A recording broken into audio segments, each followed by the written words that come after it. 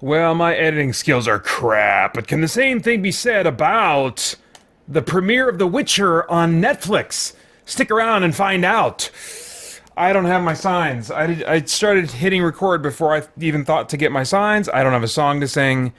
I'm sorry. It is the end of a very, very long day. I would really like to start my Christmas vacation, so I'm going to skip the nonsense at the beginning this time.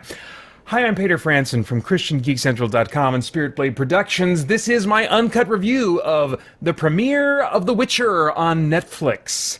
The synopsis on IMDb reads, Geralt of Rivia, a solitary monster hunter, struggles to find his place in a world where people often prove more wicked than beasts. I have a little bit of experience with The Witcher, not much. I played about 4 hours of The Witcher 2. Dropped that, was not my thing. I've played about 10 hours of The Witcher 3. I do plan on getting back to it at some point, and that's about it. And I watched a bunch of cutscenes from the first one to try to get a handle on the story, which didn't work. But I like dark fantasy. I like serious fantasy. And there's not been a ton of that in movies or television. We had Game of Thrones, but I was not interested in, having to try and navigate all the sex and nudity in that show. And the Witcher video game series is known for having its share of sex and nudity as well, so I really wasn't sure what to make of this show. I don't know if the source material, the books, gosh, it's not Swedish, it's Polish, I think Polish.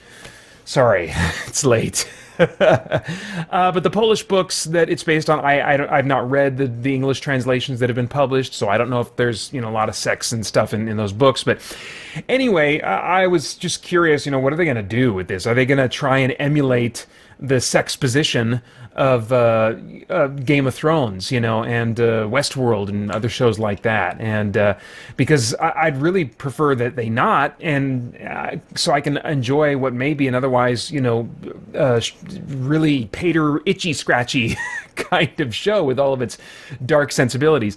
It is serious, it is dark, and so I appreciate that. It's just it starts out very world-buildy. I think for the first half at least, I felt like the dialogue was all cluttered with a bunch of proper nouns and terminology.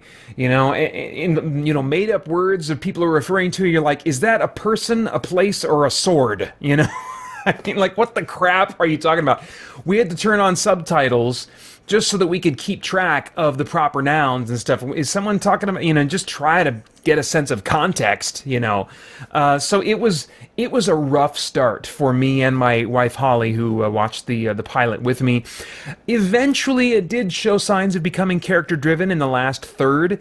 That's when characters' relationships really started being tested by the circumstances, and we just saw their hearts and their love for each other in some cases a little bit more.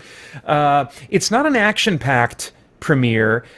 It's rather driven by the complexity of choices being presented to Geralt, who is essentially this monster hunter for hire. That's what a Witcher is, and he also takes on contracts that don't involve hunting monsters. That's not his ideal. I don't think. I think he prefers to just hunt monsters. That seems to be what they're showing us here.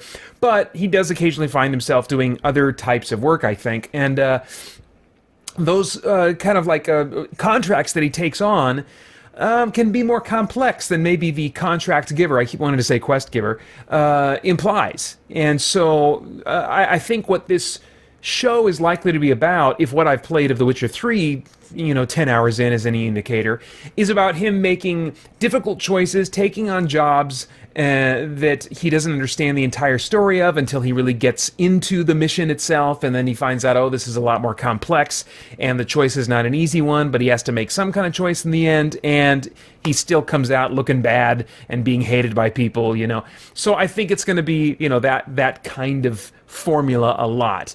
And it's weird, he's called a mutant and lives in a world where people hate and fear him for being a mutant. I'm like, okay, this sounds a little familiar.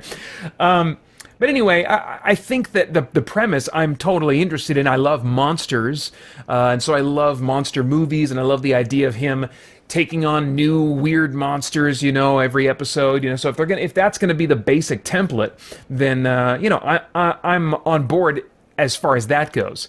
The cast: Henry Cavill plays the main character Geralt of Rivia, and I would definitely say that he's more interesting to me than the video game counterpart of Geralt of Rivia.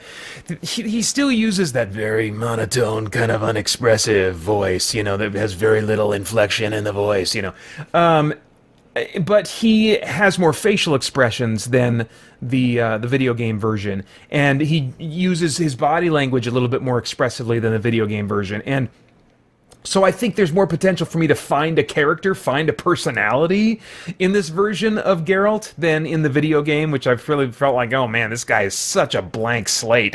But he does have this, what I think is kind of a Henry Cavill suave smile. I've seen him use it in I think all the character roles I've seen him in, including Superman, and there's something about it that, I don't know, it rubs me the wrong way. It feels like fake and artificial somehow, and I don't know. I don't know, there's something about it, but I think that's probably a very subjective thing, and he only did the Henry Cavill suave smile once.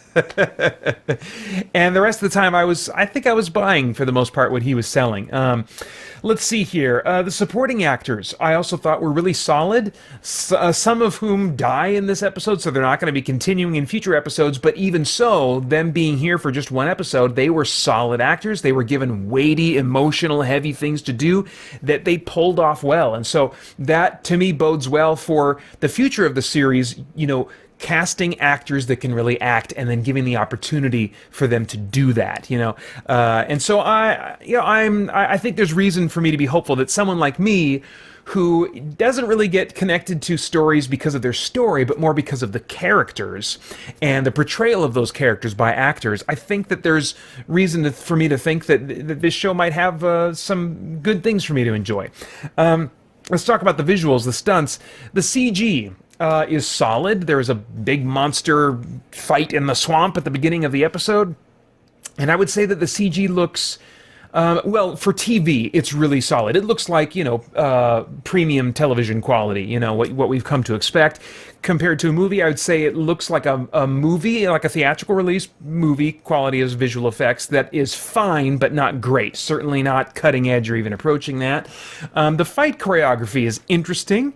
And shockingly brutal, but that's not necessarily why it's interesting. I think there was a cool fight scene near the end of this episode where Geralt is doing swordplay, but then also throws in a little bit of magic in there. I was like, okay, that's cool, So it'll be interesting to see how he plays out as a combatant in future episodes and how they choreograph those fight scenes. I think that those are going to be an interesting selling point for each of the episodes.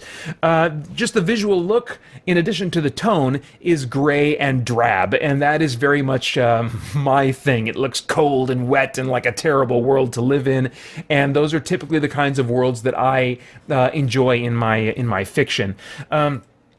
Now, I do want to touch on the nudity. The nudity is used early on in this episode, probably about 6 minutes in. It's mostly background. I don't remember any of it being like front and center and the focus of attention.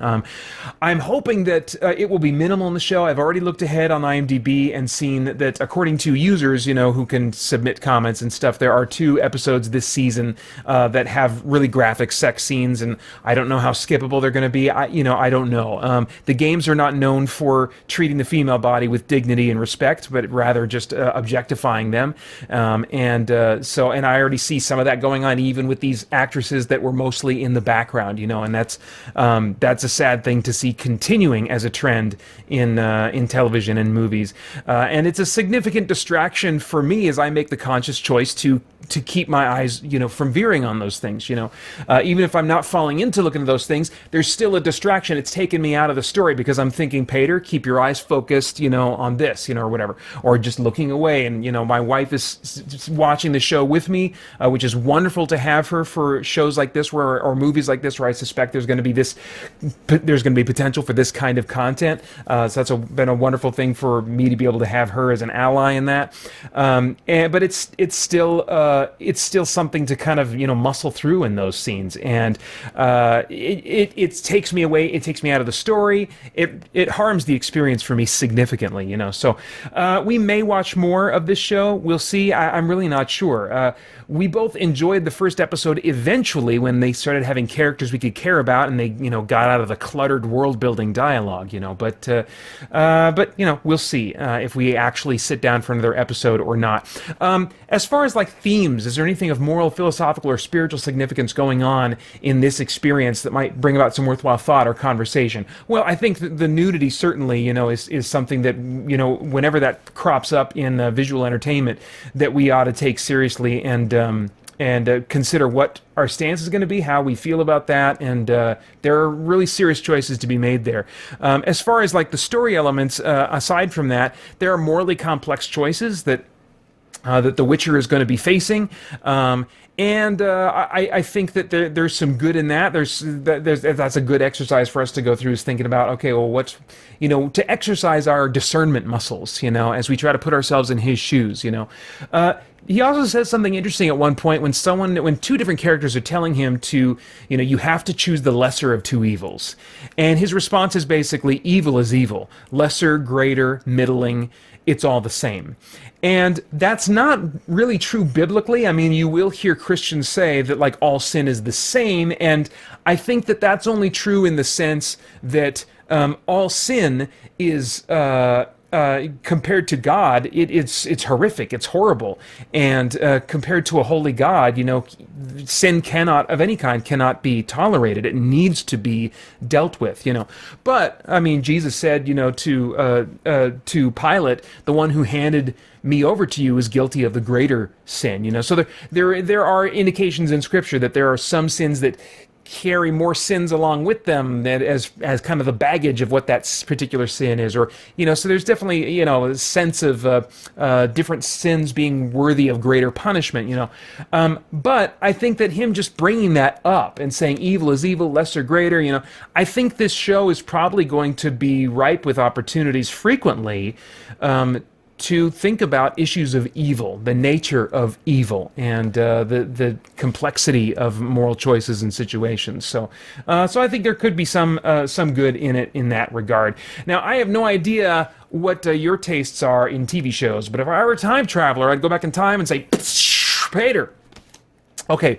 Definitely watch this pilot with Holly, not by yourself. Wait for her also to watch future episodes. Maybe check IMDb as more information gets added by users and update, to get more specificity about the nature of the nudity and sexuality that's going to be in future episodes. It's a slow start with this premiere, with all the world-building proper nouns and terminology cluttering up the dialogue for like the first third at least, maybe the first half. But in the last third, it picks up and gives you reason to start caring about some of these characters. This is nothing that you need to jump on, and if you never get around to it, that's fine too.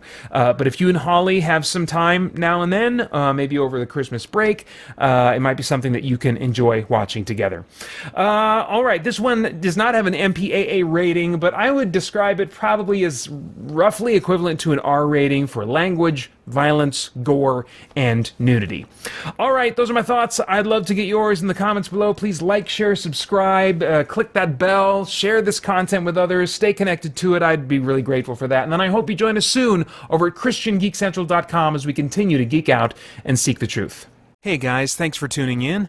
We've got a ton going on here at Spirit Blade Productions and Christian Geek Central, including our in-depth Bible study for geeks, movie, game, and other entertainment reviews or commentary, live streams, Christian geek news, original audio dramas, and tons more. And on top of all that, you can become a Spirit Blade insider with an influential voice and get access to exclusive content and rewards.